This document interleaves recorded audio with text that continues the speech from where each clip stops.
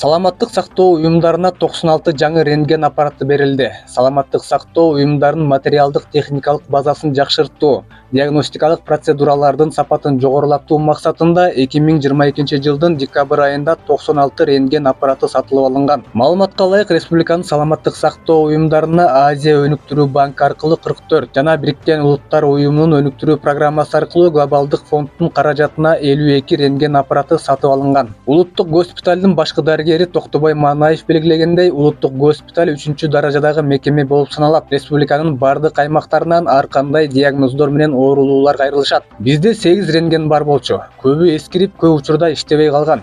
Бизге 10 аппарат берилди. Ошонун аркасы менен материалдык техникалык базабызды жаңырттык. Травматология, реанимация бөлүмдөрүнө көчмө рентген аппараттары тапшырылып, учурда шашылыш медициналык жардамга муктаж болгон бейтаптарды кароодон өткөзүп жатабыз. Ал эми стационардык рентген аппараттары азыркы учурда орнотулууда. Мунун баары бейтаптарга көрсөтүлчү медициналык тейлөөнүн сапатын жакшыртат, дейт башкы дарыгер Манаев. Белгилегендей, аппараттар рентгендери жок же иштен чыккан саламаттыкты сактоо уюмдарына таратылган. Бүгүнкү күндө бардык аймактарда жабдууларды орнотуу процесси жүрүүдө.